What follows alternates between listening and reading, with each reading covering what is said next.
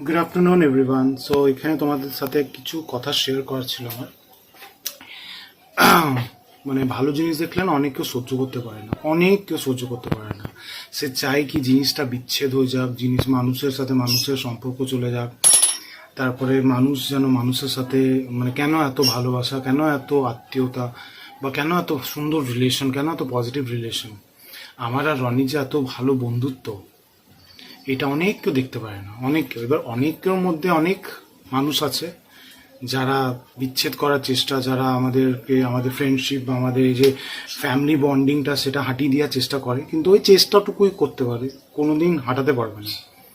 যত মিসআন্ডারস্ট্যান্ডিং, যতই ঝগড়া, যতই কিছু হয়ে যাক, মানুষের জেলাস, মানুষের ইনসিকিউরিটি, সেটা দেখেই বোঝা যায় কি মানুষ চাইছে না আমার আর রনির ফ্রেন্ডশিপ। বাট এটা এমন একটা unbreakable relation, not even with রনির কাকু কাকিমা সবার সাথে আমার খুব ভালো রিলেশন, আর তারাও আমাকে খুব বেশি ভালোবাসে।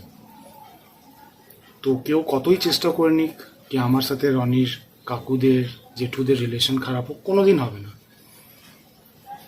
সো চেষ্টা চালিয়ে যেতে পারে মানুষ, মানুষের মতন অনেক মানুষ দেখতে, বাট মানুষ না। তো তারা চেষ্টা চালিয়ে যেতেই পারে, চেষ্টাটুকুই করতে পারবে, কোনোদিন সাকসেস হবে না। কারণ হচ্ছে কি আমার পিসি মানে রনির মা আমাদের দুজনকে আশীর্বাদ দিয়ে গেছিল। তো সেই মানুষটার আশীর্বাদ তো লাগবেই, আছে সাথে। আর আমি এতটাই লাকি যে রনির কাকু কাকিমা আমার নিজের কাকু কাকিমার মতন। আমি নিজের কাকু কাকিমা বলেই ওদেরকে মনে করি। তো যারা এসব রিলেশন ভাঙতে চেষ্টা করছে তারা করতেই থাকুক, নিজের রিলেশন দেখো কতদিন টিকুক।